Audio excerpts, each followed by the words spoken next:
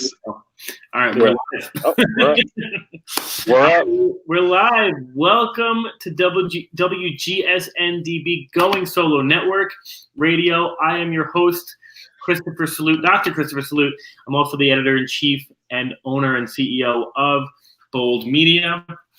If you have been following Bold Media before, you may or may not have seen my buddy Blake Banner. He was the first male Bold Boss of the Month in November, so the first male ever, and he was our Bold Boss of the Month. He was also on one of our podcasts. We've been working with Blake for a little bit. We're going to keep trying to work with him. He's got some amazing things to say. Definitely listen to that podcast if you haven't yet. But I'm going to turn the floor over to Blake Banner. As you know, Blake, I'm really terrible at introductions. I will tell folks you're like a Sagittarius and you're a size 36 waist or whatever, but I'll forget that like what your license is in mental health. So, Blake, Can you tell the folks who are listening a little bit about who you are? Yeah, absolutely. So my name is Blake. If you want to call it, I guess, my day job. Or more so, no, sorry, my career is in mental health therapy. I'm a licensed marriage and family therapist. I work with, people throughout the spectrum from adolescents to adults, to couples. But really what's been my main, I guess, specialty is working with teen, adolescent, and adult men. And their families and kind of everything that goes along with that. But I'm also a father of three, a husband, a model, a lot of different things, which is part of the reason why you see me in my truck right now. Yeah. Because I want to acknowledge that for everybody who's watching. Yeah. So we made, and I want, feel free to tell us a little bit more. We made the conscious decision. So Blake called in and he's like, hey, here's the thing. I'm in my truck. You tell the story. But we made the conscious decision to allow Blake to be in the truck. Not to allow, excuse me. But we wanted and the reason we wanted to see Blake in the truck is because this is a normal thing. We take our interviews in trucks. For phone interviews, we take our interview in the car. We're eating. We're on the go. We're taking important phone calls with friends and family. So tell us how this happened, Blake. Yeah. So in my house, I mean, I'm loud. My voice carries very, very easily. And I currently have a sick baby, a baby with a cough, and she's sleeping. Yeah. So the last thing I need to do is to wake that baby up and have her be upset and not get a good night's rest on top of the cold that she has. So I said to my wife, I was like, you know what? I'm going to jump in the truck. And I'm going to do the interview there because, I mean, even now, people could probably hear me. It's late, here, it's 11 something, it's dark out. No one can hear me, but like if someone's outside the car, they can probably hear me very clearly. So the last thing I want to do is to wake the baby. So I'm like, you know what? Screw it. We're jumping in the truck, You ever so like, I'll do that too, right? So like, it's like 2 or 3 weeks ago, I was between appointments. I was between one client and the next. And I kind of pulled over and I just kind of got some work done on the car. And I was like between a gas station and, I don't know, like a children's like gymboree. And, right. I'm thinking, I'm looking down at my phone because I'm getting some work done. I'm thinking, I look like a weirdo. Like, you ever Yeah. Yeah. I mean, luckily right now I'm in my driveway. Yeah. But even then, right now in my driveway, the headlights in my truck are off, and I have the lights on inside, and it just looks like I'm talking to myself. So yeah, like, what is this guy doing? And the reality is, the same guy who's watching you do it. I'm looking down because I'm sharing the show. The same person who's watching you do it literally just took like a job interview in the car the other day, or took a phone call when they went into the house. So we got to stop judging. I want to tap into a lot. We're going to hit a lot of different topics. We typically. This show is between. Sorry, I couldn't quite hear you. Oh, Could you please repeat what you said? Apparently Siri is talking to me after I shared it. So we want to hit a lot of different topics today. We have between 40 minutes and 50 minutes to hit everything. So I want to jump right in. One of the things, we're going to hit mental health for sure. I didn't even know that you specialize in teen, adolescent, and adult mental. That's great. We talked offline, and we continue to talk offline. You actually say to me all the time that your first job, your most important job, is your family.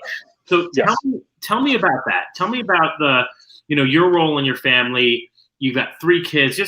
What's that feel like to make that such a priority? It's not a difficult thing. It's a natural thing. And even with, maybe this is just my upbringing and kind of how my dad raised me and how my uncles and things like that. I always viewed being a father as that has to be the number one priority in your life. Yeah. That comes before work. Like for example, male therapists, especially Black male therapists, are very rare, at least in my area. Yeah. So I have a lot of clients that would like to see me at all hours of the night, whatever it is. I specifically do not see people past the 7 o'clock hour because I want to at least be home so I can make sure that before my older kids go to bed, I can see them, and every now and then I can get home early enough to see the baby go to bed. Wow. Because that's just very, very important to me. So it's not a difficult role to play, and it's not a difficult role to accept the part that is trying and the part that is difficult, as it's a very important job, is just to be able to kind of navigate fatherhood as well as juggling that with a career and juggling that with the different roles that we all play in life. That's where it kind of gets a little bit difficult, but it's not an impossible task. That's awesome. And you mentioned a few. First of all, it does make it a challenge, right? So I have the benefit of, I use Talkspace, which is I'll advocate for it all the time. And Talkspace, if you're listening, you'll be paying for my advertising. But the great thing about Talkspace is that I can speak to my therapist at all times, right? Now I don't keep a one-on-one, but that's cool for me. I like the digital world. But most people do want to speak to their therapist at 7 o'clock, 8 o'clock, 9 o'clock, 10 o'clock at night. So I'm sure it creates some challenges. The first person who comes to mind for me is a guy by the name of Seymour Adler, who's been a mentor of mine for years. And this guy was a partner at a small. He's got a PhD in my field. He was a partner at a firm that he built, and then he wound up getting bought. The whole firm got bought, and this guy is super religious. He's Orthodox Jewish. So, and I'm going to mess this up. So if anybody who's Orthodox Jewish, please correct me. But I believe from sundown on Friday until Sunday, you're not working. And for a guy like him, who is a partner and like the new breadwinner of that department, he firmly said to his company, look, from sundown on Friday until Sunday, I'm not doing anything. You can fly me somewhere and I'll be in my hotel room, but I will not work.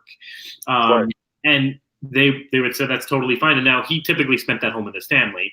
But what it meant for him was late nights on a Tuesday. It meant flying out Sunday night to get somewhere to be there for a meeting. And so, I guess you just make it work if it's a priority for you. Yeah, no, absolutely. And I like in the practice that I'm working with, there are many, like even when I'm home, sometimes like I'm doing stuff. I'm doing things. I'm sending people stuff here. Doing some administrative stuff, whatever it may be. So. But that was something where I'm like, I don't mind doing the little odds and ends here and there while I'm not in the office. But I always say that the important thing, especially once my younger daughter was born, and like once I got fully licensed, then kind of like things started really taking off. I kind of told myself, like, all right, I now have the leeway where I can flex it a little bit and say, like, you know what, this is what I need to in order to be an effective therapist, because self-care is a huge part of it too. I can't get myself burned out. I want to be the best for my clients as well as the best for my family. So that was a big part of it too, where I'm not going to have myself, doing things that I don't necessarily think are great for me, because I know it's going to then translate to the work that I'm doing. 100%. Now, I want to get into self-care, but I want to take note of this is how real things get. I didn't even see the booster seat in the back. Yep. Right there. So and people were commenting on me, I'm finally starting to get some furniture in this room, but we got the booster seat in the back. So that's awesome. So tell me about self-care. I mean, so I want to get into your career. I want to get into modeling. I want to get into mental health of others, but tell me about your self-care, because you probably, I'm going to assume, and I may be wrong, I'm going to say that you probably are in tune with yourself and do take time for self-care, but how does that look for you? So for me, I have always been a very avid gym goer. Where I played football throughout high school. I did track and field. Even before that, I played football all throughout middle school and elementary school too. So, fitness, exercise, sports has always been a present, a part of my life. Yeah. And in high school, I started lifting, and I really enjoyed it, and that continued on to college. Up until now, where I know that I have to at least get to the gym. I'm a little bit older now, so things kind of tweak, but I know that when I go to the gym, I can see 8 clients in a row and be okay. Whereas if I don't go to the gym that day, at client number 4 or 5, I'm all right, I'm starting to drift, but it's just that self-care is just that really does it for me. That is my, it sounds super cliche, but that is very therapeutic for me. That's a form of therapy for me, being able to get those 45 minutes to an hour in the gym, do what I got to do, and then go into work after that. It's huge. And then it's also spending time with the family, spending time with my wife. And my wife always makes sure that at least every other week, or if not every third week, we go out and we grab dinner, just me and her. Nice.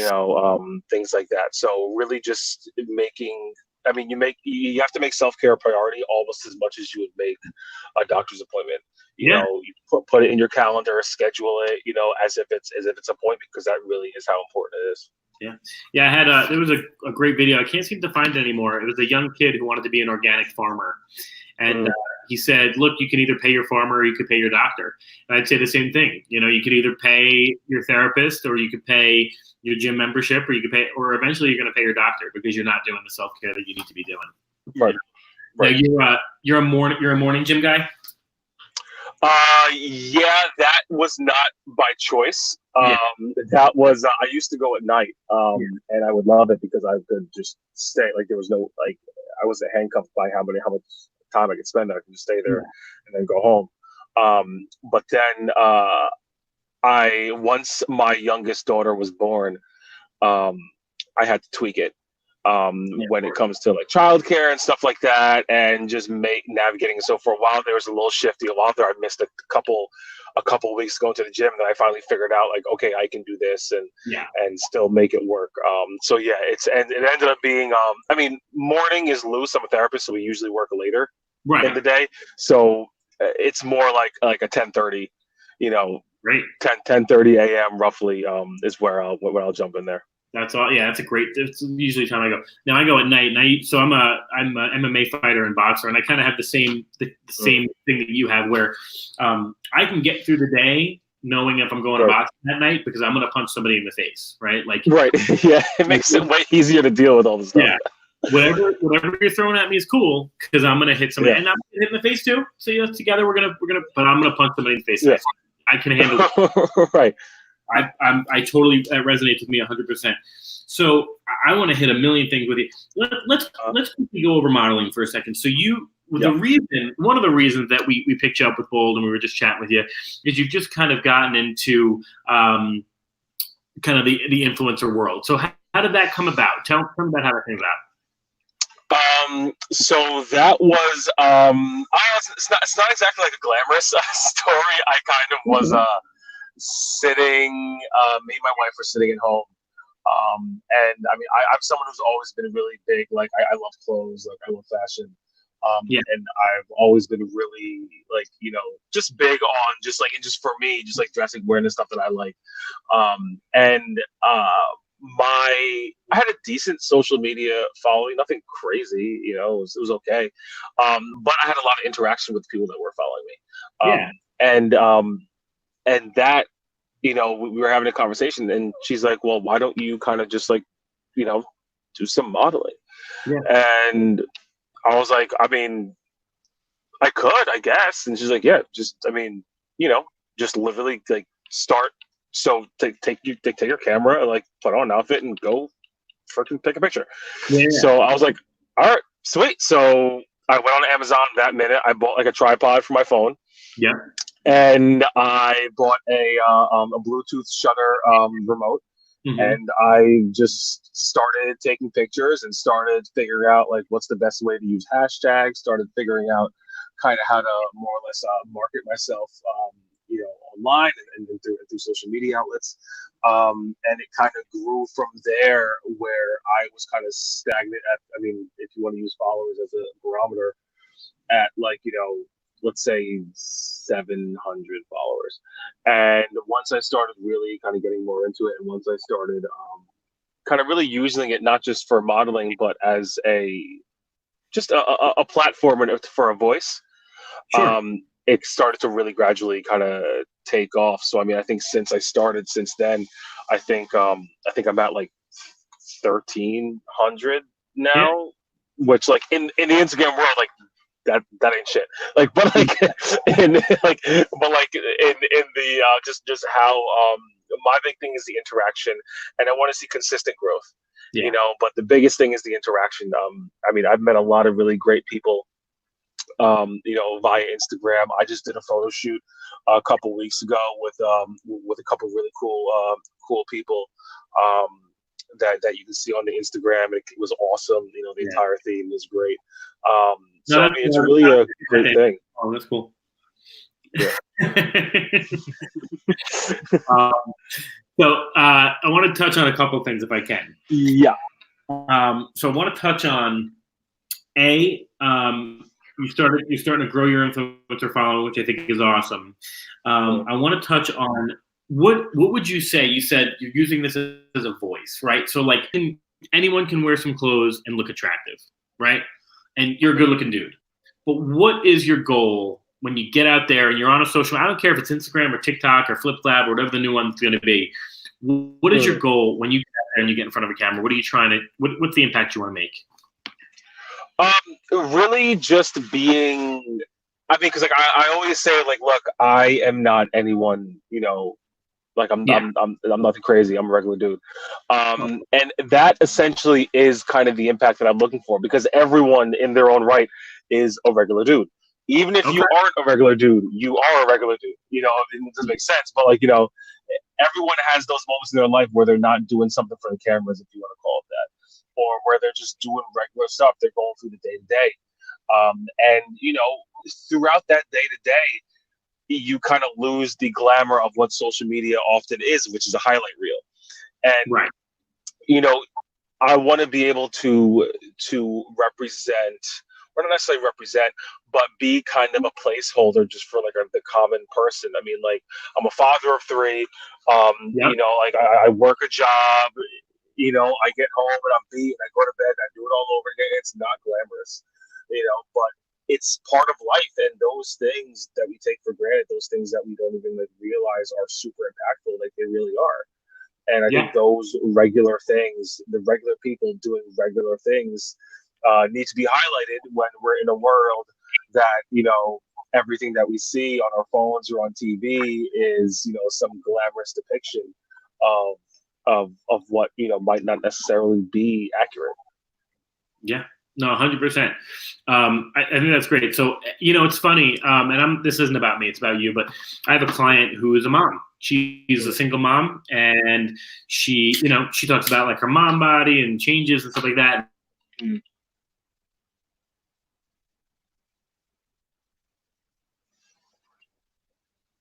Because that is who you are. And there are a lot of moms out there who probably don't want to wear a bikini because they think that they can't. There's probably a lot of dads out there who think, well, is it not dad-like to go take a tripod and take a picture by a tree? Yeah, it's dad-like because I'm a dad and I'm doing it. Right. No, completely. And Yeah. and that's really the thing where there's no cookie cutter, I guess like archetype that you have to have in order to do what you do. Yeah. Like I mean, like, look, if I believe that, I would not be a therapist. Because like I said, like I'm a black male therapist. There's not many of us, especially I mean, I live in northern Jersey, like especially in the area that I'm in. There really is not a lot. So, it really does not, you don't have to do anything just because someone is trying to put you in a box. Right. You really have to, do what you want to do. And I mean, if you're not hurting anybody, if you're taking care of your responsibilities, supporting those who are looking to you for support, then, more power to you. You just have to be able to kind of embrace where you're at before you can even think about, growing into something better or something more. For sure. I forgot you were in Northern Jersey. We should have linked up before I moved all the way from New York to Las Vegas. I just want to take 1 second, Blake, for our sponsors. This seems weird if you're not listening to the radio, but I promise you we need to take this break for our sponsors to just kind of chime in when this gets picked up. So we're going to take a quick silence. This is WGSN-DB, Going Solo Network Radio, TV and podcast, the #1 internet singles talk show network. This is the Barbershop Show. It's going to take a quick break real quick. Stay with us, and we're going to come right back. Literally, just be quiet. That's all we need to do. So what winds up happening is they throw in their sponsorship when this gets picked up on the radio. So you mentioned a couple of things, and I hope it doesn't seem me rude that I'm taking notes, but No. You mentioned your wife was like, a pivotal part in you becoming an influencer and an inspire. We call you like a micro influencer. You're building your platform, and that's awesome. This is something we've talked about before, and I just think it's great. I think that a lot of people, I don't care if you're male, female, transgender, alien dog, whatever you are, when people tend to get on social media and they start to get some attention, and this is natural. There's nothing wrong with it, right? I don't think it's the right thing to do, but people will change their mindset. They might grow arrogant. I've even fallen victim to it. Mm-hmm. But you have a really strong stance in your marriage, and people have said you're hot, you're attractive, and that's great. That's a great compliment. But people have gone on and said, like, well, is your wife taking care of you and stuff like that? And what do you typically respond when something like that happens? With something like that, it's a pretty easy response. My marriage is part of the driving force for why any of this. Well, actually, no, it is the driving force for why anything actually works. Whether it's me in therapy, whether it's the influence of the model stuff, it's completely a driving force because it's a partnership. So when I'm at work, she's with the kids. When she's at work or she's out, I'm with the kids. It's a back and forth. So when people approach me, whether it's usually through social media, I'm not rude. People will DM me and be like, hey, how's it going? I'm like, hey, what's up? Like, what's going on? But it stays at that, appropriate level, if that makes any sense. Right. Sure. Where I'll be very, very. I'm a nice person. I'm not gonna completely write somebody off right away. But if you start to branch into that realm of, okay, now you are either not disrespecting, but at least not affording the respect that I feel is appropriate towards my marriage and towards the union that me and my wife has, and ultimately my family, then I will be very direct but appropriate in saying, like, look, I appreciate the you reaching out. That's very nice, but like, look, I'm a happily married man, and I don't need any of that. Right. And it's never gone negatively. They usually say, like, I understand, I respect that, and go from there. But like, I just think you can be direct, while also still, having some level of just appropriateness and professionalism. That's awesome. I think it's something that a lot of anybody, men, women can learn. we should at some point do a show specifically on social media, but I want to focus on mental health. But social media makes things so challenging. Yep. What goes on in a DM, I always think to myself, and it's one of the reasons that I struggle with, I remain a single guy, is because I'm a young guy. And so, I wouldn't be proud of myself if I were married and the things that were said in between a DM were said in public. You know what I mean? So when you're going to take that leap and have that union, then you need to be ready with what goes along with it. So I applaud you for making sure that you do that. That's awesome. Thanks, so you got it. Sorry about that. I'm coming down with a little bit of something. So I hope we spent enough time on you, because I want to take the next 15 or 20 minutes or so. I want to talk about the rest of men, because you said something really cool. You said that you focus on. Give me 1 second. Yeah. Thank you. I'm going to grab my little snowman drink. I was at work. They always say that I have these wacky cups, and I have to keep up with the with the trend. With the demand. It's literally water or coffee, so it's not like it's anything fun. So you mentioned that you focus on teens, adolescents, and adult men, and this is cool. This is super. And also you mentioned, and I think this is something we should take note of. We can focus on it or not at some point, but a black male therapist, and out of Northern Jersey. I mean, Jersey is a tough spot to live in. It's not like you're living in a super. It's not like LA. You know what I mean? Right. So we've talked about your color and growing up in a very white neighborhood, so we chat about that in a second as well. But you focus on men, and I want to know a couple of things. And we're not going to talk about private sessions, and we both know the boundary there. But what do you typically find that men in any situation, when talking about relationships, life, love, what do we tend to struggle with when we're communicating about ourselves? Recognizing what we're feeling, the actual emotions that we're feeling. We live in a world that, for the longest while, and still in a great degree right now, has told men that you can feel strength or anger.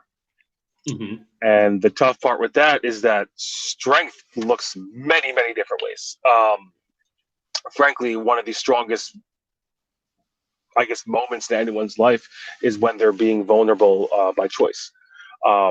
Where that is just something that, it's been, I guess through the media, it's constantly pushed that we are only allowed to be angry and, forceful and all these different things, and it's not accurate.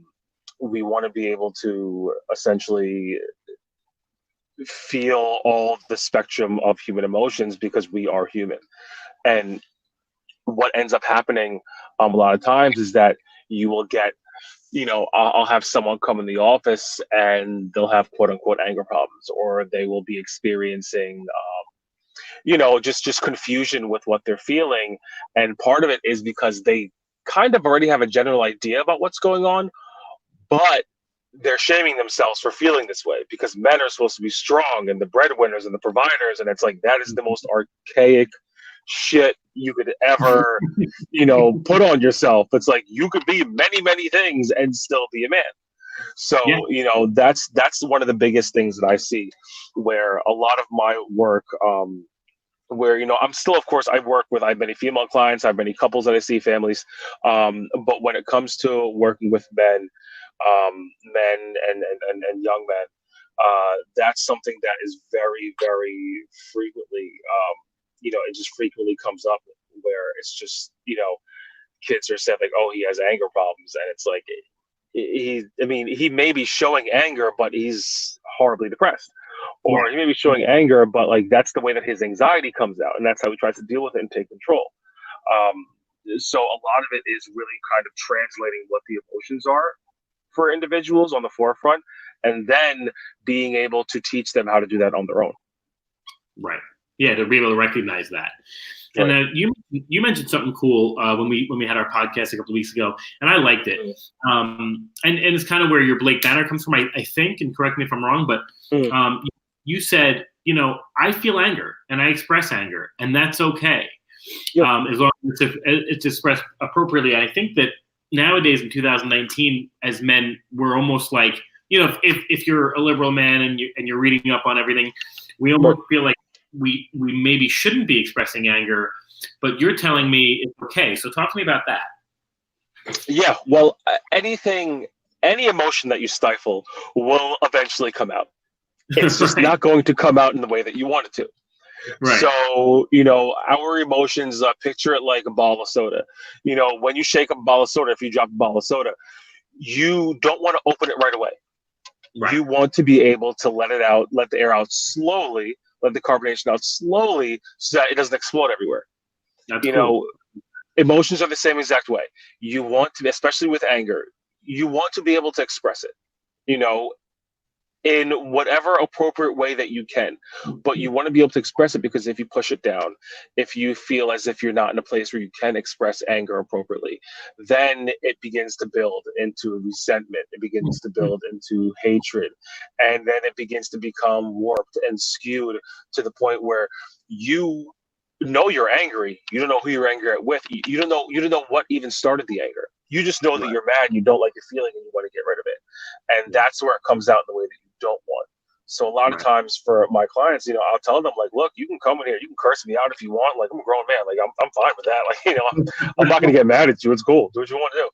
But we're going to process it. We're going to figure out, like, hey, Blake, or hey, client, why did you call me a piece of shit? Like, we're going to talk about that and try and get to the bottom of it and figure out what you're really feeling. Because when you feel okay to express anger, you can do so just by speaking.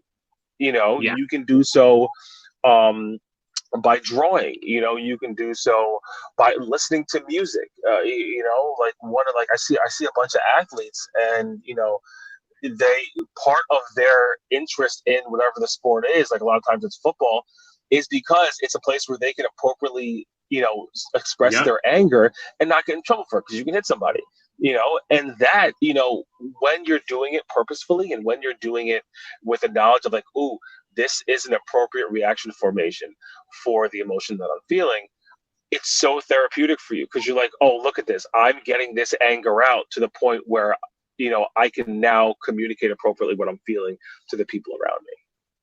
I dig that 100%. I was actually, I hope you didn't mind, I was looking down, a couple of people were sharing the show, so I was excited they were sharing it, but I'm listening 100%. And I think that what you say is super accurate, just about any emotion, just the way that we don't express it. The first thing that comes to my brain is, my father used to say, and I remember it was so funny, and I used to say, I never want to get like that. He used to tell me and my brother, he would be mild, he would be mild, he would be mild. Me and my brother were problems, we were fine, but like any kid. And my mother passed when she was very young, when we were very young, and I'm sure that came out in a lot of different ways, and we would beat each other up and fight and whatever. And my dad used to explain, and it's so funny because it just happened to me recently. He used to explain that his brain was like a little rubber band, and he could only do so much as the rubber band was twisted, and he never let it out. And then all of a sudden he would pop and he would explode.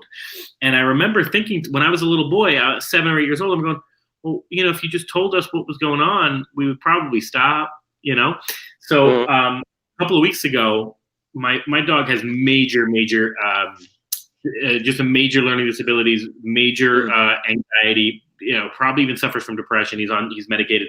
And I was explaining it to somebody, and I didn't remember this story at all. It triggered it. And they go, why do you lose your crap on him? Because sometimes I'll just lose my crap. And I've calmed down since then. But I go, I don't know. It's like a rubber band, and it just and I go, holy crap! I am my friend. And he and I have a great relationship. I don't cuss or yell at him anymore. Years ago I might be like, Joker, today, funny enough, my bedroom reeks of Bailey's Irish Cream, because and please, if you're listening and you came to our meetup a couple weeks ago, I apologize, and I'll rebuy everything. But we had a bunch of cans and food donated that I was supposed to bring to the homeless, and I just haven't found the right charity yet to bring it to, and I'm going to bring it. Well, he opened up a couple of bottles in my room, and now my whole room just reeks of maple syrup. Oh, man.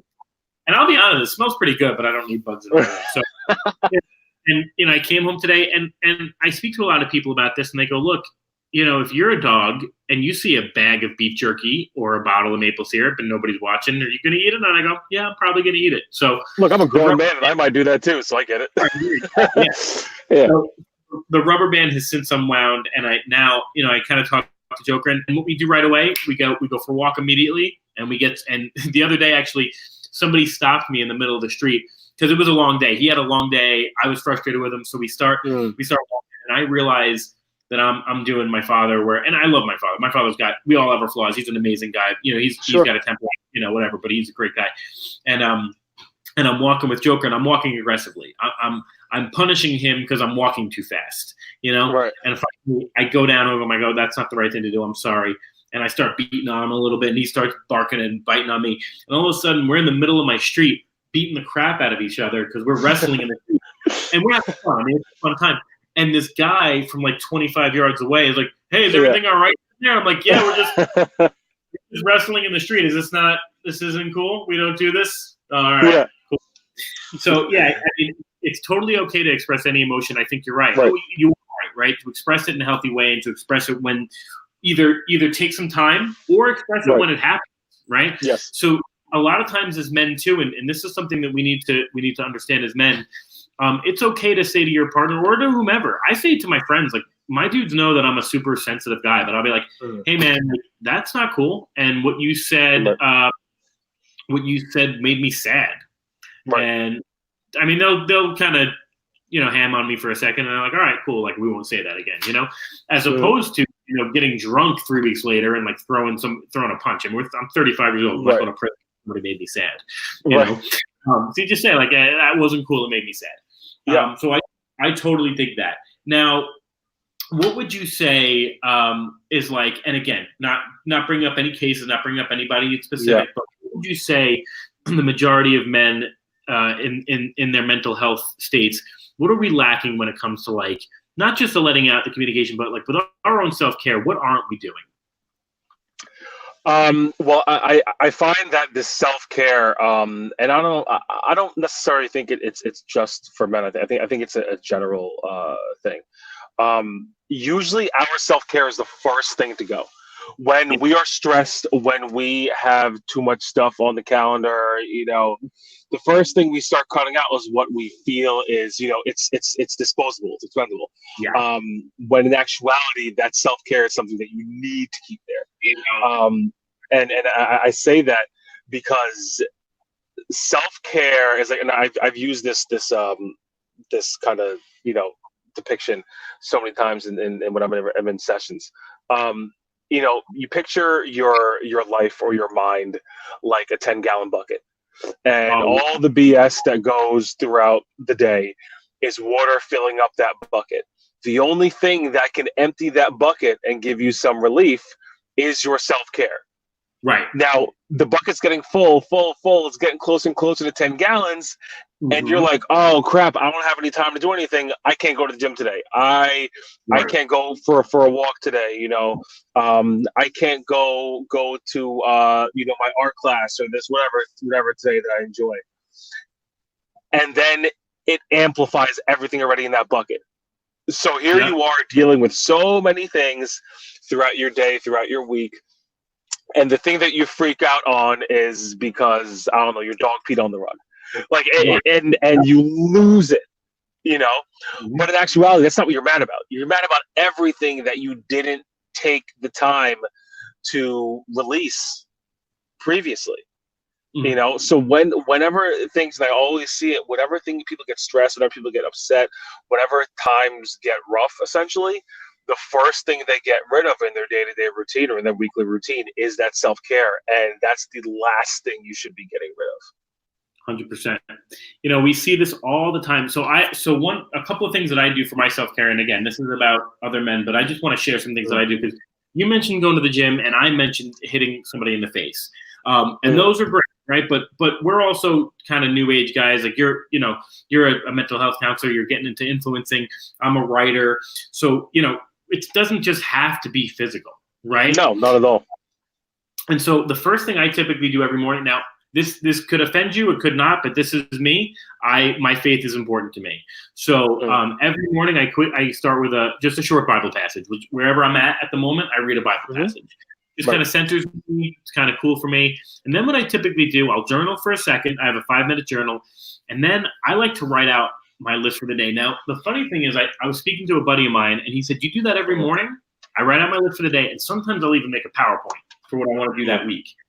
And he goes, "That's a lot of time." And I said, "Let me tell you something.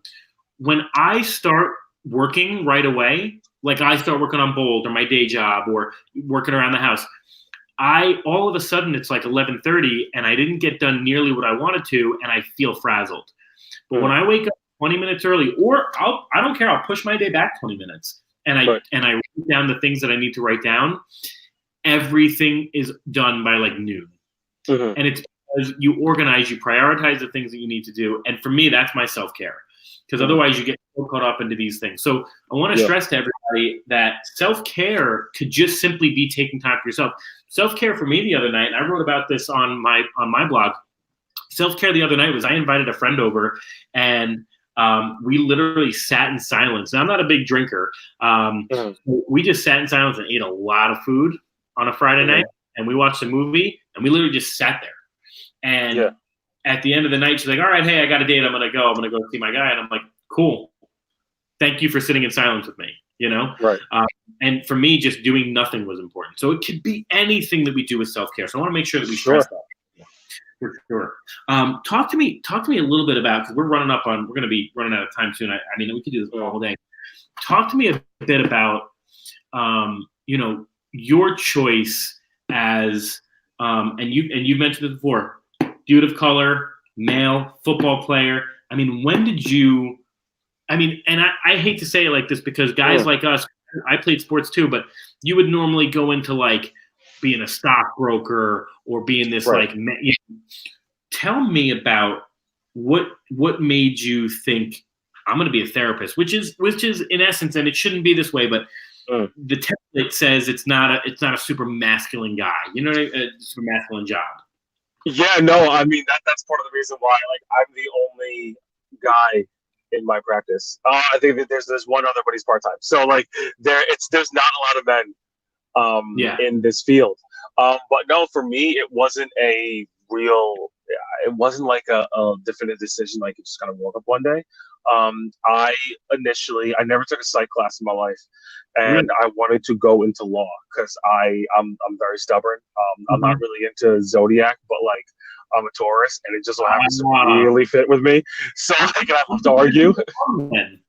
Yeah, but I wanted to be a lawyer, and I was like, what if I did psych in undergrad and then transfer at some point into law school, or move that into law school? I'm like, I feel like that's a great backing to have if you're going to be doing a law, kind of like the psychology piece.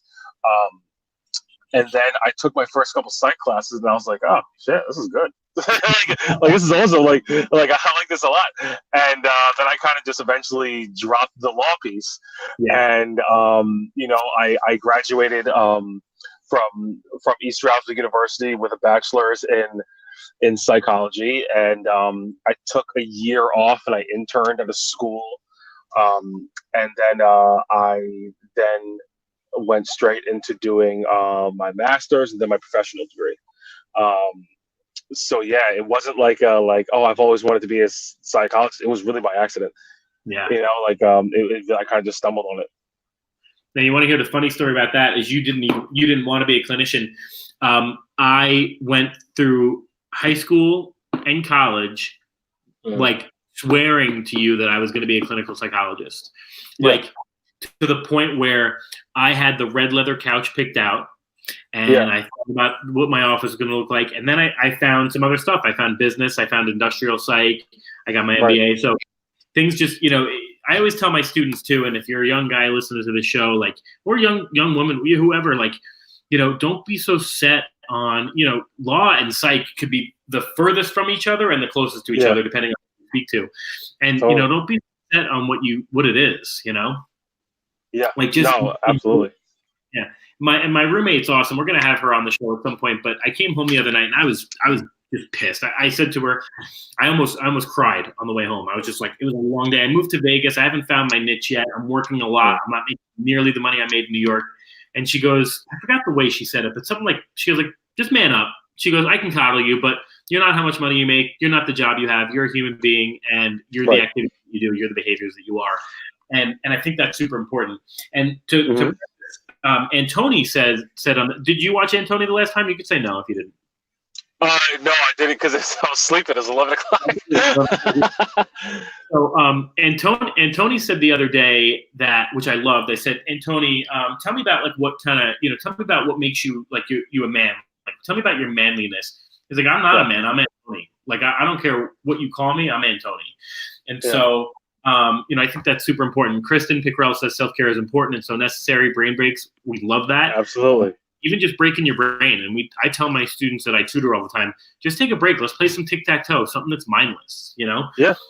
I think that's so important. So we're starting to wrap up a little bit. I want to make sure that we've really touched on, mental health, physical health. We've hit a little bit, emotional, and we always have one question we end with, but before we get to that, Blake, and I feel like this was like a train that could keep going, but, if you could give, if somebody said to me, give me the 3 points, like I'm just starting to understand that as a man, I really am not in tune with myself emotionally, psychologically, physically.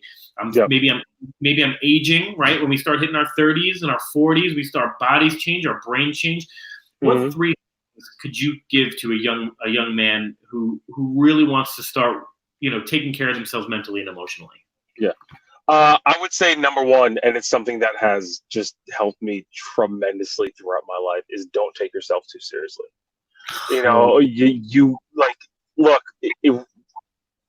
people are going to say a ton of stuff, and some of it may be true. Some of it might not be true. They have no idea. Only you know. You really have, people are going to say something. You can't let that derail you. You can't let that have such a huge impact on you that it takes you out of your place of peace. That's definitely the number one thing. We're all human beings. We all make mistakes. We all do dumb stuff. Just being able to navigate through that. The second thing, and this might be the second and third thing, is to, because I think it's just a tremendous thing. If you can master this, you'll be fine for most of your life. Is to be open to criticism. And criticism in all forms. Being able to say to somebody, hey, this is the way that I think, but is there another way that I'm missing? Or even if it's unsolicited, even if you're not asking for it, especially from friends. Like, part of the reason why we have close friends is because they tell us things that, the yes men in the world will not tell you. Don't take it negatively, understand how you feel about it, and then analyze that. Like, why am I taking this criticism so negatively from this person who, has my best interest at heart? And I mean, like I said, I think that kind of falls into second and third, because that, number one, being able to accept criticism and seeking it out, because I think it makes you grow. And then also, being able to understand and accept that unsolicited criticism. Because a lot of times you're going to get criticism when you don't ask for it. And that's information as well, and you kind of process that from what you know about yourself. You process that through what influences you're getting from people around you, and you eventually kind of come to a decision on, like, okay, well, how do I move forward from this? And the biggest thing, this could probably be the third thing, is the biggest thing is that once you figure out what it is that you want to be, what it is you want to do, after you take all this information from what you know about yourself, the people around you, the people that love you, the information that you've gathered, put things in place to put it in motion. Don't just sit on it. And like, motion could be 20, 30 years, right. It doesn't matter. Start small and put it in motion, and once you start, it's like a runaway train. It starts going, but if you never start, there's nothing there. I love that. And, there's a million memes out there that talk about change and growth and criticism, but I always say, I don't know if it's a meme or what, but everyone here is trying to be better. We're all trying to grow and change. You're not where, nobody's ever where they want to be in life, right? We live in the discontent, although we should be more content. Yet you don't want to accept criticism and you don't want to change yourself. And to me, it makes me crazy when people say, well, I'm not where I want to be. Oh, don't tell me to do that. Well, then what? then get comfortable where you're at, because it's not going to change. Exactly. And I'll stop. So, Blake, we're getting ready to wrap up. Cece's going to yell at me. I want to ask you, this is the question that we've now started. We're starting a tradition and asking all of our guests. You can answer this in any way you want, but what makes you at the barbershop, what makes you, Blake, a man? I would say what makes me a man is... It's a good one. That's a very good question. You're going to make me think. You know what? I would say what makes me a man is, it's just the comfortability and the confidence that I've developed in the things that I know are right for me. Where, anyone can be anything. For me, it's, husband, father, therapist, these are all many different things. And some of those things, in order to get to have this, if you want to call this laundry list of things that I identify as, it took a lot of work. Mm-hmm. And it took a lot of me questioning whether these moves were right for me, whether these moves were things that I really, wanted for myself.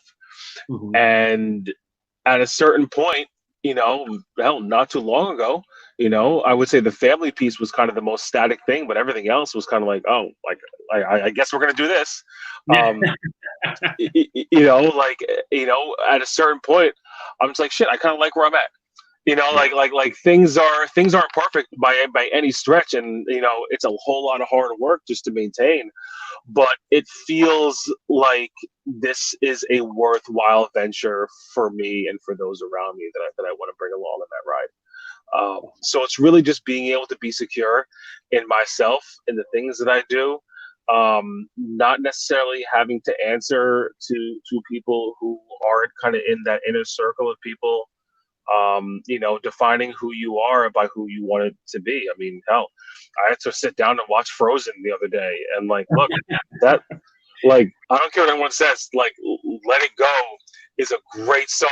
It's awesome. It's a great Let It Go.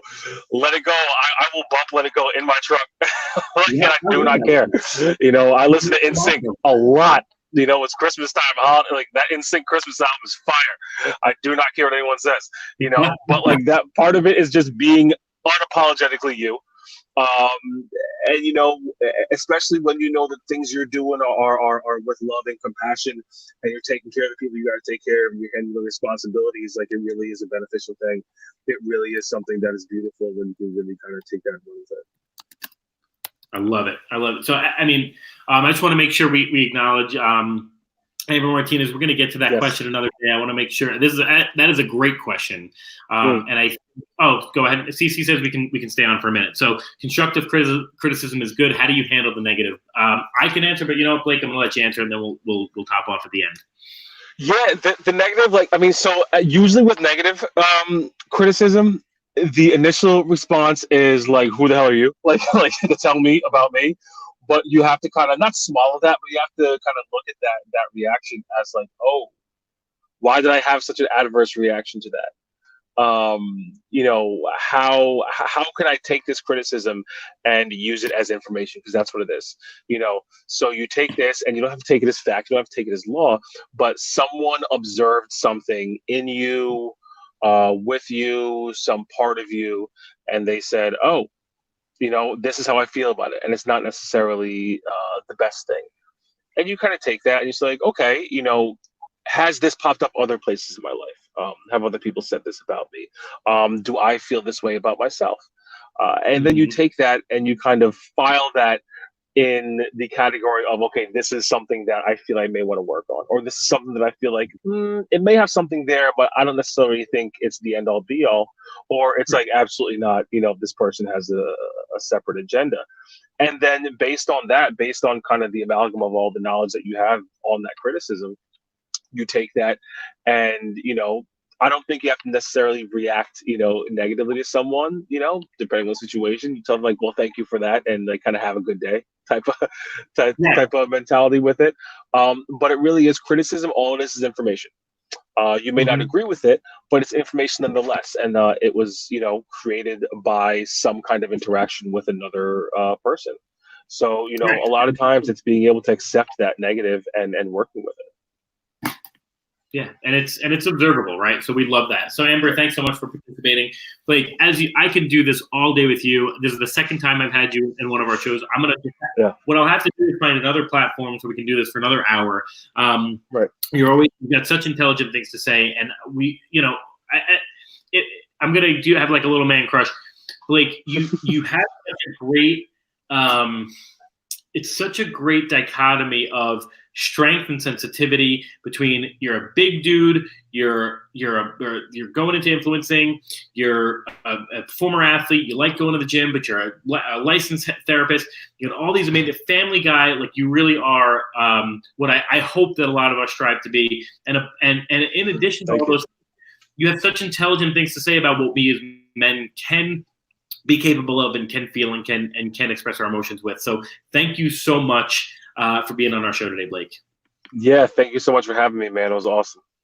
No problem. So folks, if you, I love that. Thank you so much, Amber. Yes, thank you. Yeah.